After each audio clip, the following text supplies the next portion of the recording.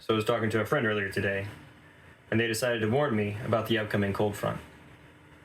So I looked at them and I said, "You mean it's gonna get a little chilly?" Alright, so I'm making chili. I'm trying it with whole tomatoes instead of canned tomatoes. I am gonna probably end up using some tomato paste to help thicken it up, as I assume there's a chance that'll be a little runny.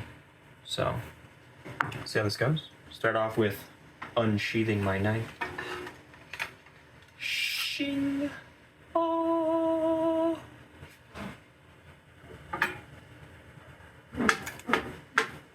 Hiya! Alright, so we'll take these chopped onions. You'll note that I did not use the whole onion because if I got some green onions, I'm going to top it with as well.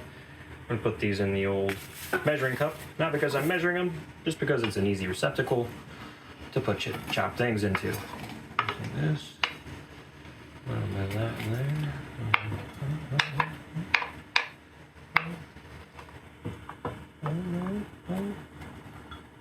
Oh, so close.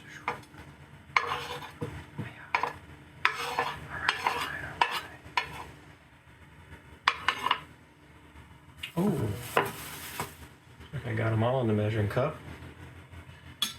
Gonna count those little victories every once in a while.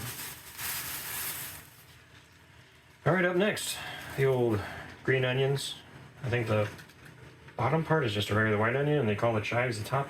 Never really understood the difference, but you know, I'm not an expert. I'm just a guy who likes food. Hiya!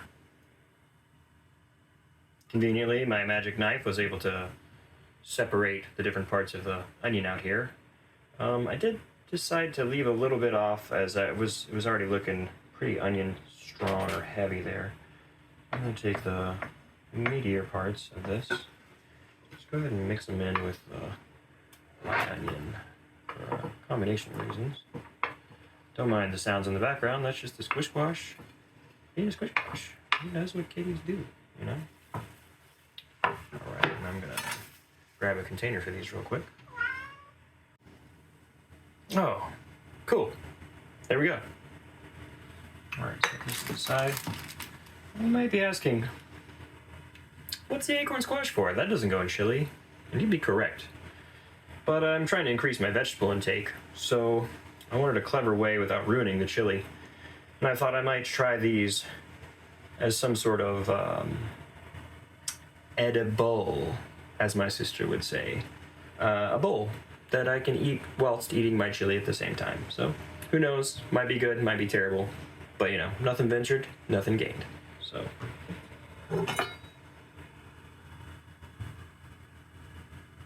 Hi! Yeah! You might be asking, what kind of magical knife can cut a squash and scoop all the insides out at the same time? And it's pretty much any knife that you have, as long as you have the patience and willingness to consistently keep stopping and restarting your video as you're making something, and hoping that it all works out. So now that those are cut, I'm just going to move them out of the way for now. I'll put them on a baking sheet with a little olive oil once everything else is cut here. But let's move on. I think the next on this list would be a delicious jalapeno or a jalapeno. Gonna make sure I saute this in the pan with the onions. Just give it a little extra flavor in that process and hopefully turn the heat up. I will be leaving the seeds out because I love myself. And that's just the simplest way of putting that. So. Hi. Yeah. Alright, cool.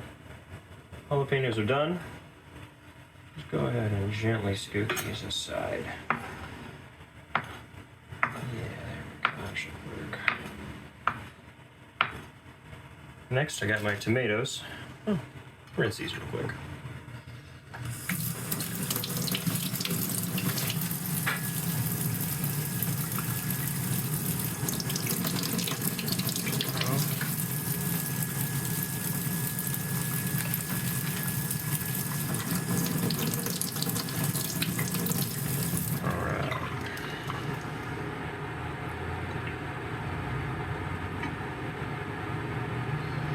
cut these up, then I'll fire up the onions in the pan and start actually cooking the chili. Wish me luck. Hi-ya! Oh, look at that. Conveniently, it's in a container. That'll make things a little bit easier, considering how small this cutting board is. Shut down in the sink for now. Alright, I think next I'm going to get my pan ready and start cooking some onions and garlic. See how this goes. Alright, so you might be asking, what are you going to put in that pot? And to start, yes, I want to be perfectly clear, that is butter. More importantly, it is clarified butter. Alright. I'm trying to keep those to a minimum, but I can't resist some of them. Alright, so we got a little bit of butter here in the pan. Get hot for a minute. Throw in the old onions, because they're important. Sweat. Cook. Cook you. Alright. Meanwhile, I'm going to be using some minced garlic because I forgot to buy whole garlic, and that's just the honest truth, so minced garlic it is. Alright, the onions are starting to sweat, so I'm going to add in like a little over a teaspoon of some minced garlic. Blah, like that. Side. Go ahead and scoop in these peppers.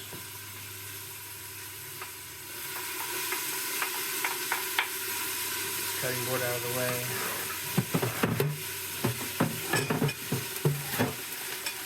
Make a move. Clean that up in a minute.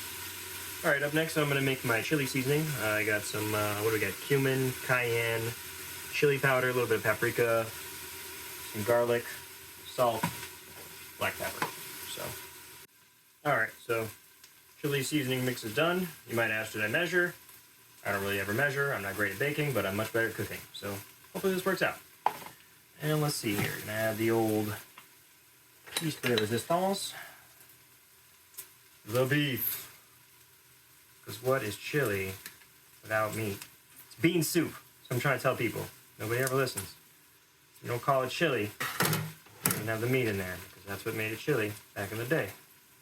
Right? At least the folklore I was told was it was made from rancid meat, if I remember correct, because the cowboys out on the trail couldn't always keep their meat fresh, and they had to figure out how to make it edible, and they just drowned it in spices, which is, hey, seems to be a trick. Worked really well. Stuck, you know? There we go.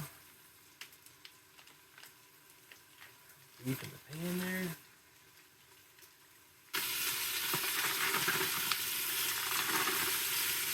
Sweet. Sounds good.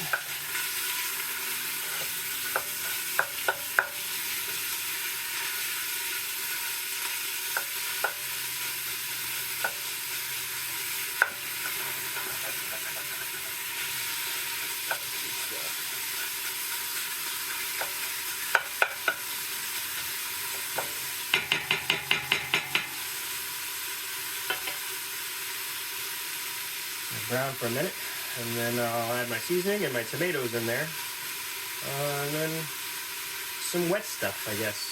Not a whole lot of it, but you know, what I need, essentially. Alright, meat's brown, seasoning's in there. Go ahead and put these tomatoes in. We're gonna let them stew, you know? Or slow cook, I guess? I don't know. Think about what you did.